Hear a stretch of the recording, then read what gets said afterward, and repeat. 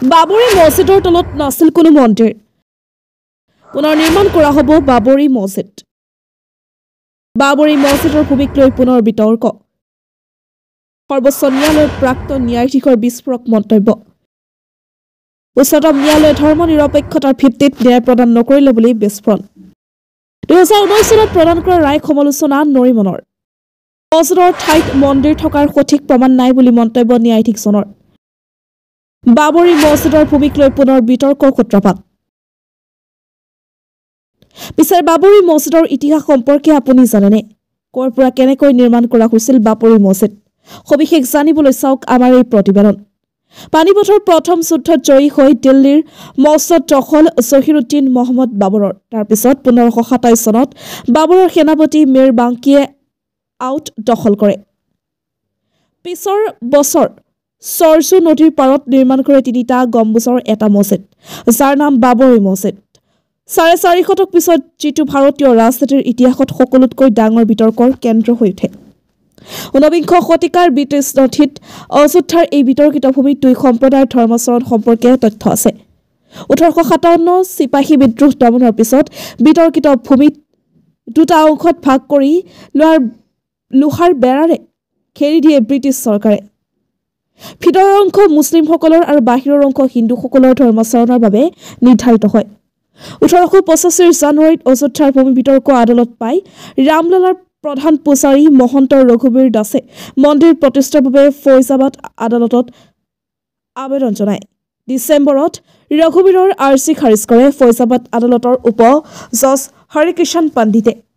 ইয়াৰ পিছত জিলা আদালতৰ দ্বাৰস্থ হয় ৰঘুবীৰ 1886 চনৰ মাৰ্চত ফৈজাবাদৰ জিলা ন্যায়াধীশ FEA সেমিয়াৰে তেওঁৰ ৰাইট কয় হিন্দুসকলৰ ভূমিৰ ওপৰত মছজিদ নিৰ্মাণ দুৰ্ভাগ্যজনক কিন্তু ঘটনাটি ঘটিছে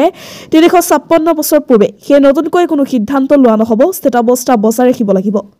ফৈজাবাদ আদালতৰ ৰাইক প্ৰত্যাহ্বান জনাই ৰঘুবীৰ আউটৰ বিচাৰ বিভাগৰ কমিছনাৰ WE ইয়ঙৰ দ্বাৰস্থ হয় কিন্তু সেই আবেদন খাৰিজ হয় 1936 চনৰ মাৰ্চত গোহত্যাৰ অভিযোগক কেন্দ্ৰ কৰি সাম্প্ৰদায়িক হিংসাত ক্ষতিগ্ৰস্ত হৈছিল বাবৰি মছজিদৰ আন্তঃগাঁথনি মছজিদ মেৰামতিৰ বাবে হিন্দুসকলৰ পৰা জৰিমনা আদায় ব্ৰিটিছ প্ৰশাসনৰ ইয়াৰ মাজতে বিতৰ্কিত ভূমি আৰু মছজিদৰ মালিকানাক লৈ চিয়া আৰু সুন্নীসকলৰ মতবিৰোধ হৈ আদালত পায়গৈ 1946 চনত ফৈজাবাদ জিলা আদালতৰ ন্যায়াধীশ SA এহছানে ৰায় দিয়ে সম্ৰাট বাবৰ সুন্নী আছিল সেয়ে ভূমি সুন্নীসকলৰ প্ৰাপ্য অৱশ্যে মছজিদৰ প্ৰতিষ্ঠাতা মীৰ বাংকি আছিল চিয়া 1949 চনৰ 22 ডিচেম্বৰ গভীৰ নিশা মছজিদৰ মূল গম্বুজৰ তলত ৰামলালাৰ মূৰ্তি স্থাপন কৰা হয় মন্দিৰপন্থী দাবী ৰামলালা প্ৰকট হৈছে পিছদিনা ফৈজাবাদ জিলাৰ অযোধ্যা পুলিচ ষ্টেচনৰ ভাৰপ্ৰাপ্ত বিষয়া পণ্ডিত ৰামদেও ডুবেৰ ঘটনা সম্পৰ্কত এখন FIR দাখিল কৰে অভিৰাম দাস ৰামসকল দাস সুদৰ্শন দাস সহ প্ৰায় 60 জনৰ বিৰুদ্ধে ভাৰতীয় দণ্ডবিধিৰ 147 বিবাদ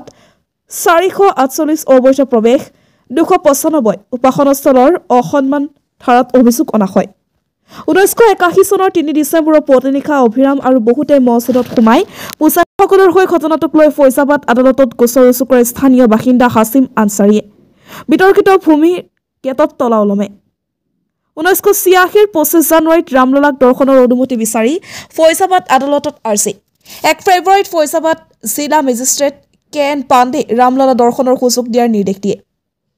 1986 চনৰ 5 ফেব্ৰুৱাৰী দিল্লীৰ জামা মছজিদৰ ইমাম বুখাৰী আৰু সৈয়দ সাহাবুদ্দিনৰ নেতৃত্বত গঠিত হয় বাবৰি মছজিদ একশ্যন কমিটি বিতৰ্কিত ভূমিত মছজিদৰ দাবীত আন্দোলনৰ প্ৰস্তুতি 1989 চনৰ 1 জুলাইত বিতৰ্কিত ভূমিত ৰামলালাৰ মন্দিৰ স্থাপনৰ আবেদন জনাই পুনৰ এটি গোচৰ ৰুজু ইয়াৰ মাজতে বিতৰ্কিত ভূমিৰ অধিকাৰ সংক্ৰান্তীয় সকলো গোচৰ স্থানান্তৰিত হৈ এলাহাবাদ হাইকোৰ্টলৈ উক্ত বছৰৰ 14 আগষ্টত বিতৰ্কিত ভূমিত স্থিতাৱস্থা বজাই ৰখাৰ নিৰ্দেশ এলাহাবাদ হাইকোৰ্টৰ 1999 চনৰ নৱেম্বৰত বিতৰ্কিত এলেকাৰ বাহিৰত বিশ্ব হিন্দু পৰিষদৰ শিলান্যাস অনুষ্ঠান হয় তাৰ পৰাই ৰাম মন্দিৰ আন্দোলনৰ মুখ হিচাপে আবিৰ্ভাৱ হয় লালকৃষ্ণৰ আদৱানীৰ 1990 25 ছেপ্টেম্বৰত গুজৰাটৰ সোমনাথ মন্দিৰৰ পৰা অযোধ্যাৰ উদ্দেশ্যে আদৱানীৰ ৰথযাত্ৰা তেওঁ ঘোষণা 30 অক্টোবৰত অযোধ্যাত উপস্থিত হয় কৰ সেৱাৰ মাধ্যমেৰে ৰাম মন্দিৰ নিৰ্মাণৰ সূচনা কৰিব